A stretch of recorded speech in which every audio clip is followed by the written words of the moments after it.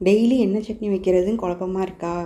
காய்கறியே பிள்ளைங்க சாப்பிட மாட்டேங்கிறாங்களேன்னு நினைக்கிறீங்களா? இந்த மாதிரி சட்னி செஞ்சு கொடுத்து பாருங்கள். காய்கறி இருக்குன்றதே அவங்களுக்கு தெரியாது. ஒரு கடாயில் எண்ணெய் சேர்த்துக்கிட்டு ஒரு 10 பல் பூண்டு, 3 பெரிய வெங்காயம் சேர்த்துக்கோங்க. ஒரு 4-5 வரமிளகா, குடமிளகாயை சின்ன சின்னதாக கட் பண்ணி சேர்த்துக்கோங்க. தக்காளி ஒரு 2 பெரிய தக்காளி சேர்த்துக்கோங்க. கூடவே கருவேப்பிலை, மல்லி இலை, புதினா இது எல்லாமே சேர்த்து நல்லா வதக்கிக்கோங்க. நல்லா வதங்கட்டும். கொஞ்சமாக உப்பு, புளி சேர்த்துக்கோங்க. உப்பு உங்களுக்கு தகுந்த மாதிரி சேர்த்துக்கோங்க. புளி ரொம்ப கம்மியாகவே சேர்த்துக்கலாம், போதும். நல்லா வதங்கட்டும். நல்லா வதங்கினதுக்கப்புறமா நல்லா ஆற வச்சுருங்க. ஆறுனதுக்கப்புறமா மிக்ஸி ஜாரில் போட்டு நல்லா நைஸாக அரைச்சி எடுத்துக்கோங்க.